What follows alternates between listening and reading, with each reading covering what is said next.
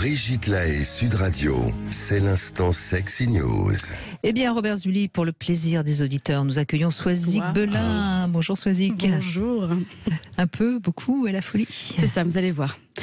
Selon l'OMS, en 2019, une personne sur 8 dans le monde présentait des troubles mentaux, anxieux, dépressifs. Oui, c'est un peu moins sympa que ce que vous imaginez. Ah oui, Oui. Une personne sur 8, c'est beaucoup. Oui, une personne sur 8, soit petit calcul, 970 millions de personnes. Évidemment, nous l'avons rappelé dans certaines de vos émissions, Brigitte, le nombre de personnes atteintes de troubles a augmenté du fait de la Covid-19.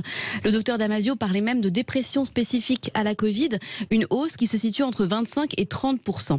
Alors ce que nous précise également l'OMS, c'est que l'on a tendance à oublier, cela se soigne. Il y a des outils de prévention et des traitements tout à fait efficaces, mais c'est un problème d'accès à ces traitements qui se pose et de vie avec ces mêmes traitements qui ont souvent un impact sur le corps, sur les relations et sur l'intimité notamment. Et puis, il y a cette stigmatisation évidente, cette récupération de la maladie mentale, cette image assez romantique qu'on lui colle et qui a été véhiculée par le cinéma, l'art de façon plus générale, la littérature aussi. Pensez à Psychose d'Hitchcock, à Shining de Kubrick, à Shutter Island de Scorsese ou à Vol au-dessus d'un nid de coucou de Fordman. Les éditions HarperCollins Poche, le voilà, ont sorti cet ouvrage un peu beaucoup à la folie, préfacé par Gringe et qui comporte 9 nouvelles d'auteurs et d'autrices reconnus. Un livre qui est un geste pour briser le tabou de la santé mentale, c'est estampillé sur la couverture.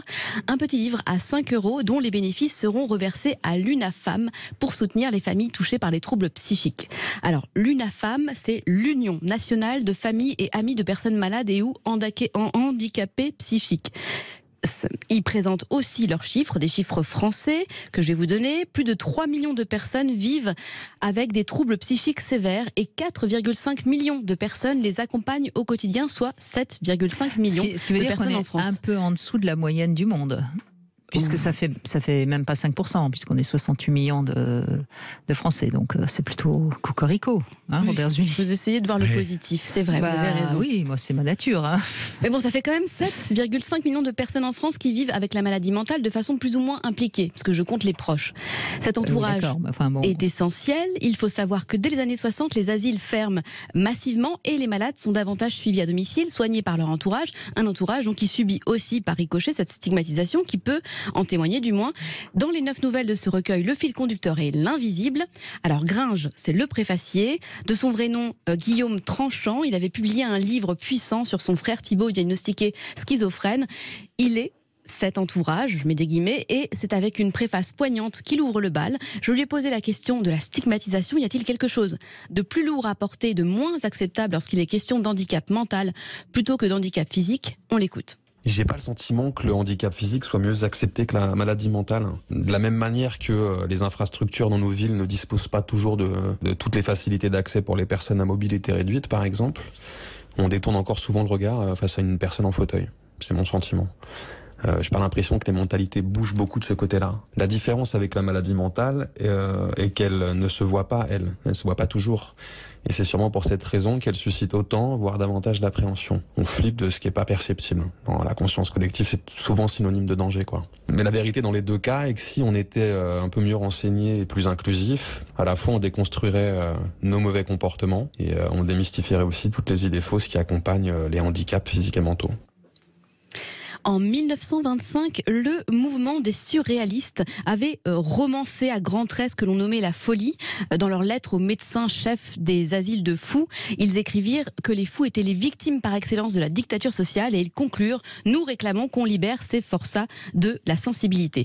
Parce que ce qui est intéressant lorsque l'on parle de maladie mentale, c'est qu'il y a 2 poids 2 mesures. Il y a l'outing des stars, exemple Lady Gaga a annoncé souffrir de stress post-traumatique lors de la cérémonie des Grammy Awards en 2019 pour le film A Star is Born.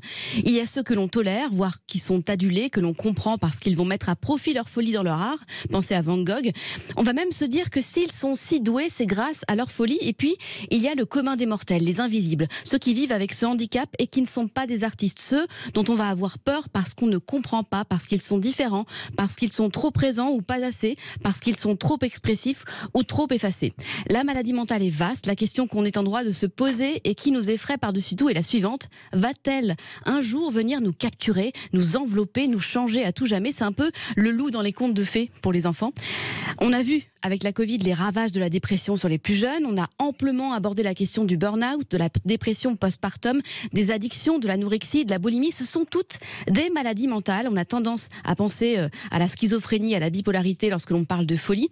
Il faut savoir que certaines pathologies sont héréditaires, mais d'autres peuvent subvenir dans le cadre d'un contexte fertile, un choc, une fatigue, une rupture amoureuse.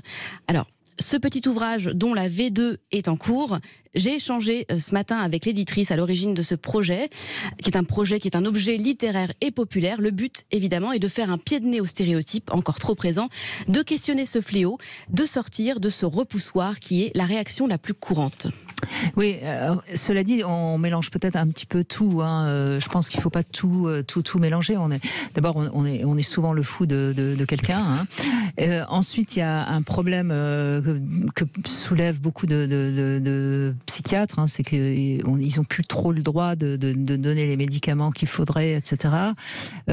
Et puis, vous parliez de la dépression. La dépression, c'est une maladie, c'est pas une maladie mentale. Mais ça touche quand même au psychique. Alors sur un temps donné, sur une période donnée. Mais d'accord, mais enfin, faut peut-être pas tout mélanger non plus. Alors il y a des degrés, il y a des stades. Mais Robert Zully, mais enfin, ce qui est troublant, c'est déjà de voir que dans notre société actuelle, il y a beaucoup de gens qui se disent que si on va voir un psy, c'est qu'on est fou.